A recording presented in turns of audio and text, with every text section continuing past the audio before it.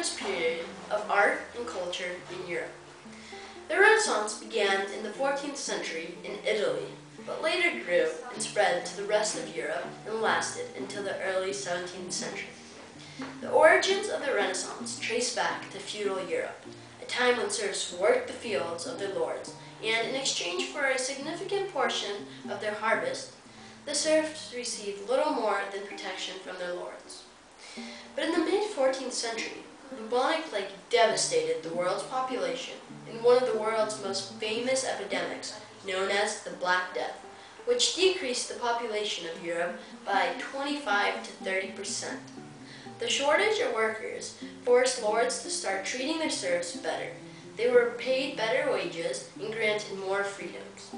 Many workers chose to move to port towns, where extensive trade meant plentiful job opportunities.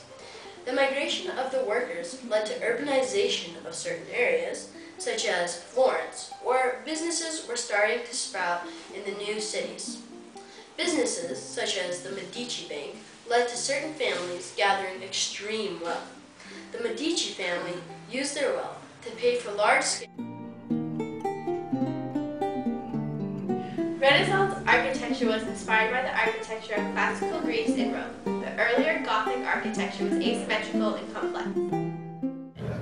Renaissance architecture included features like symmetrical arrangement of windows and doors, extensive use of columns and pillars, triangular pediments, arches, sculptures, and domes. Many of the domes are still standing today and have become representative of the Renaissance time in Italy. Most of the domes feature detailed painting or art. Domes were most popular for use in cathedrals and were usually extravagant. Before the Renaissance, most churches and cathedrals were based on the shape of a cross.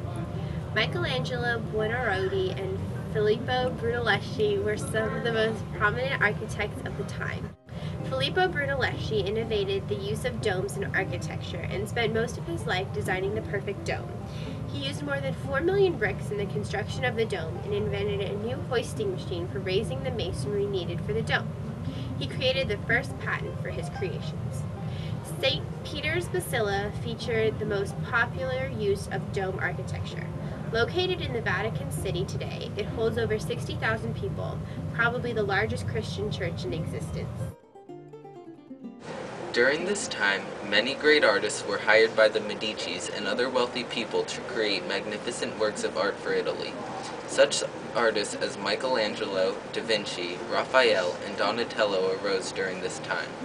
The subject of the art shifted from famous people and religious scenes to everyday people. An example of this is one of the world's most famous paintings, the Mona Lisa.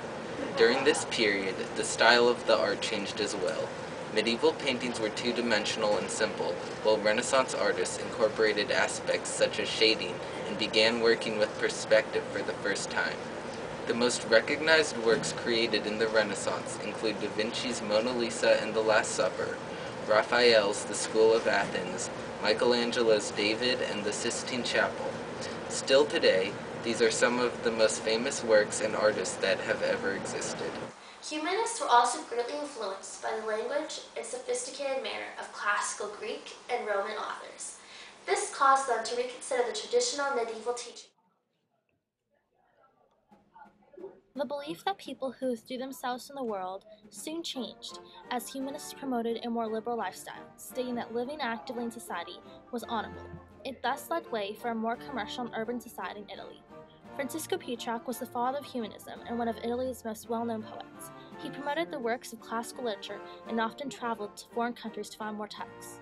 In his work Secretum Meum, he argued that God had given humans their vast intellectual and creative minds to be used to the fullest. He believed in the study of moral and practical thought, but also combined this with his religious faith of Catholicism in his writings. His writings thus create the basis for humanist theory. Desiderius Erasmus was a Dutch Renaissance humanist whose most important accomplishment was translating the New Testament to Greek and revising the Latin translation. As a believer in humanist values, he wished to do this in order to introduce a more rational conception of the Christian doctrines.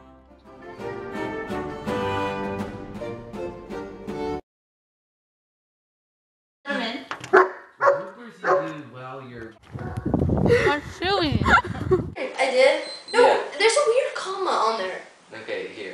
Ignore the comma. It's a comma. Commas change a lot. Okay, I just want to see myself. Good place to start. Okay. Okay.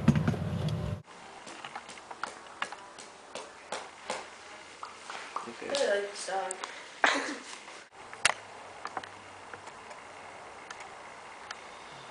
You looked evil. Soulmate. We look like soulmates.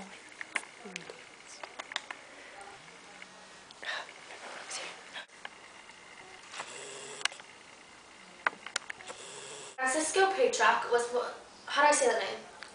Petrarch. Today, these are some of the most famous works. No, I need to start over. I was almost there. Gosh. Did you make that up or did it actually say that? No, it said from like. I need you faster. Then I'll just I want to see my face. Just go back. You want to see your face? Yeah. Ready to take. Greece and Rome. The earlier Garth.